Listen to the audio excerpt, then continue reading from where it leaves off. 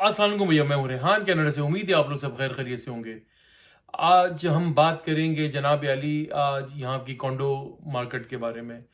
जैसे कि आपको पता है 2024 ख़त्म हो गया है और बड़ी कोई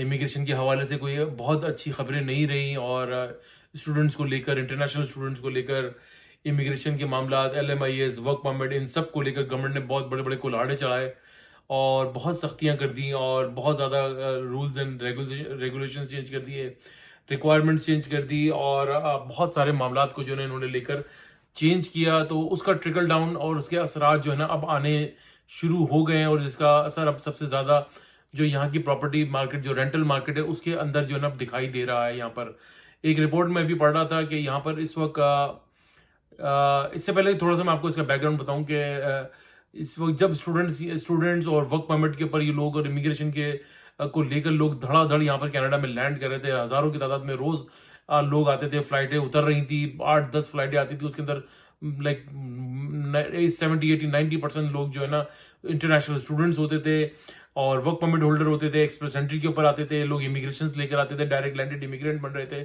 तो ये सारी चीजें हो रही थी और यहाँ पर जो है रेंटल मार्केट जो है ना बहुत हाई चली गई थी। यानी कि जो घर, जो अपार्टमेंट जो यहाँ पर 1000 का मिलता था, वो तकरीबन 2000-2500 के ऊपर चला गया था 1 बेडरूम का। मैंने इसके ऊपर पहले भी व्लॉग्स करता रहा था और इतने हालात यहाँ पर ऐसे हो गए थे कि ये कुछ सर्टेन पॉकेट्स के अंदर, जिसमें मिस्सागा और ब्रैम्पटन वगैरह है, वहाँ पर जहाँ पर बहुत ज़्यादा रेंटल मार्केट बहुत ऊपर चली गई थी और एक बेसमेंट के अंदर 15-15, 20-20 स्टूडेंट्स रह रहे थे।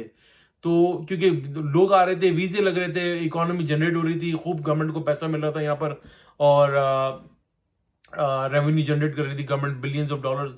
मैंने आपको पहले भी बताया था कि स्टूडेंट की जो मार्केट है, सिर्फ इंटरनेशनल स्टूडेंट से जो यहाँ पे कैनेडियन गवर्नमेंट की जो मार्केट बताई जाती है, 15 से 20 बिलियन डॉलर, यानी कि 15 to 20 बिलियन डॉलर की ये इंडस्ट्री थी, जो अभी जो है गवर्नमेंट ने अचानक से अपने फैसले बदल दिए हैं। कुछ पॉलिटिकल मामला, कुछ लोकल प्रेशर की वजह से गवर्नमेंट ने जो है ना अपने मामला को जो अपने फैसलों के ऊपर नजरसानी करा और ये चेंज करने शुरू करे।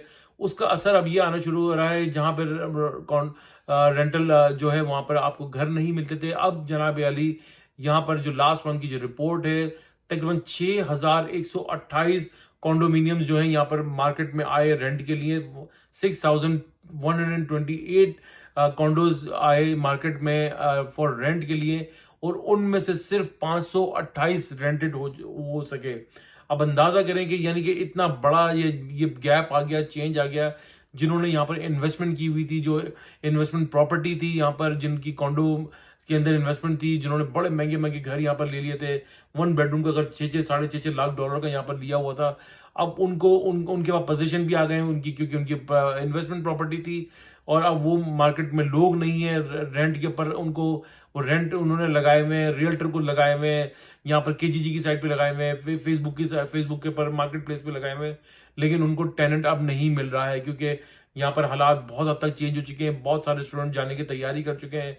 गवर्नमेंट ने धड़ाधड़ जो है ना हथौड़े चलाने शुरू कर दिए हैं और कहा यह जा रहा है कि भाई वर्क परमिट को भी जो है रिन्यू नहीं किया जाएगा और इन जो लोग स्टूडेंट के पर हैं उनके क्रेडेंशियल्स को रिव्यू किया जाएगा। बहुत सारी चीजें लेकर जो यहाँ पर एक खौफ व हरास फैल गया।